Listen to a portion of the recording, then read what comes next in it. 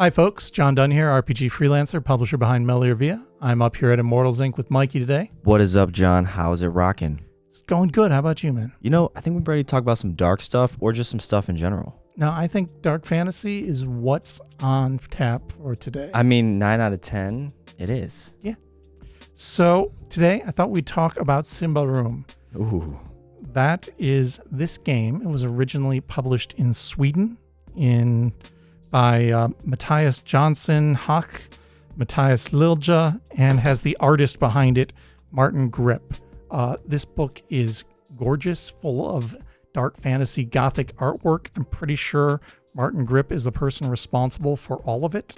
And if you take a flip through here, there is some, and naturally when I flip, nothing's going to show up, but there is some very pretty artwork that's readily visible. Yeah, very dark throughout. and medieval. Yeah, very gothic, very dark, very impressionistic, very evocative artwork. In English, it came out in 2015. In 2017, it won an Origins Award, or got an Origins Award nomination. Nice. Yeah, so It's always solid good to be launch. noticed, you know? Absolutely. The first 60 or so pages talk about the primary setting for this game. That is Umbria and the forest of Davokar. Again, probably mangling pronunciations. It's kind of what I do. All you can do is try. I'm doing what I can. So there's been this massive war, right? And the game is set in the wake of this, in a time where we've got some real political instability. You know, kind of like what we did with the Accursed setting when Melior Via published it. It's a dark setting where you're kind of in the wake of a war, and so you've got some inherent political instability. You've got countries that just are still trying to recover their footing afterwards.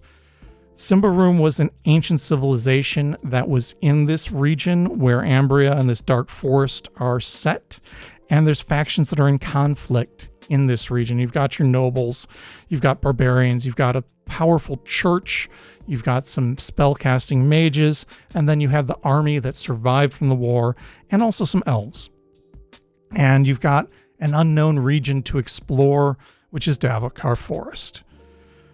Thistlehold is kind of an adventurer city that's in the frontier region, so kind of a sandboxy area for the player characters to go hang out, resupply in between adventures. Then you've got a capital city, Indaros, Yndaros. I think it's Indaros. Yeah. That's the capital city of Ambrian, where the young queen works out of. And then you have Karvosti, which is a holy place to the barbarians and also to the church. I don't think those two groups get along real well, so the church kind of built this city there, and I think the barbarians aren't exactly thrilled about its presence there. When are they ever thrilled? Well, you know, when they can Feast and drink some lagers? rampage, yeah. After those 60 pages about the base setting, then you get into character creation. This is about 90 pages of the book. The first thing you do is need to choose an archetype. There are 3, warrior, mystic, and rogue. And then you need to pick an occupation within that archetype. You have 5 choices for each. It does give you a fair bit of variety so that you can have characters from each of those backgrounds with a pretty broad range of different interests. This is not a D&D style system. This is its own system. I think I mentioned there is a D&D 5th edition version of this. We don't have that in stock right now, though I'm sure Carlos would be happy to get it for anybody that was really interested in it. Timely, too. Yeah. Like I said, this is not the D&D version, so you have 8 different attributes.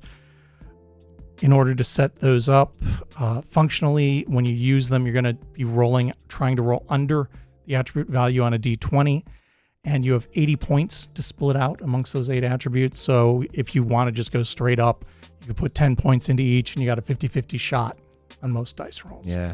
Probably want to vary it up a little bit, especially to play off of whichever of the archetypes and occupations you picked, but there's your starting point, right? After that, you pick your race. There's changelings, ogres, goblins, Ambrians, and barbarians. So Ambrians are kind of the civilized humans. Barbarians are the uncivilized humans. Goblins are like our little buddy right here. Ogres, big, strong guys. And changelings are kind of the children of Fae that were abandoned with humans. In this context, I believe they're children of elves. Scary children? Probably a little scary, yeah. Probably raised by humans. Okay. After that, the book gets into your abilities and tiered feats.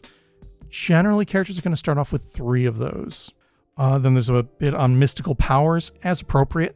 Not every archetype occupation class is going to have access to mystical powers. And then you get into your character's shadow. A shadow is kind of an expression of your character's essence. So kind of a, visible manifestation of your soul, almost. Interesting. Kind of a neat element that's very explicitly a part of Symbaroum. Do you have like an example of how you use that element or no? Well, it's going to key into spells primarily, but people can see this, right? Okay. So, if you're a known liar, I think somebody would be able to tell that just by looking at your shadow if they're properly attuned and perceptive to these things. Yeah. Shadow could be your worst enemy. Can. And then you get into your starting gear, your money, your personality, and your goals. And that kind of wraps up character creation. After that, there's about a 70-page GM section. Opens up with some Game Master advice. Gets into rules crunch. And I do want to mention the rules for the system here are very explicitly tied to the settings. So they did a great job of engineering a rules system that gives you a look and feel to kind of express the Symbaroum setting as part of it. Then there's some rules for maintaining a campaign and some advice on how to create your own adventures, things that you might want to include and things you want to do to set the proper tone for Symbaroum. Gets into monsters. There are 37 different monster stat blocks in the core rules. Elves, trolls, cultists, adventurers, natural creatures, transformed creatures, and our favorite, the undead. Mm-hmm. After that, there is a 15-page introductory adventure that seems like a solid way of getting people hooked into the setting. Nice thing about this that I like a lot is it does come with pre-generated characters for that adventure. The adventure is called The Promised Land. Not going to give you any spoilers. Again, it plays strongly into the dark fantasy and exploration themes that are implicit in this setting. Beyond that, mentioned it's a pretty book. It's 50 pages. It's full color. It's about 260 pages, hardcover. This version is published by Free League Press. We've talked about some of their other books in the past. Yeah. And this guy is Ooh, that was a cool page, too. Yeah, this guy was about $50. Got it on the shelf up here at Immortals Inc. in the Fantasy RPG section. If that sounds like something you'd be interested in checking out, stop in and take a look through it, or hit us up at immortalsinc.com. Well said, my friend. Immortalsinc.com. Everything's below. John's website's below. Everybody, take care. Till next time, good gaming, folks.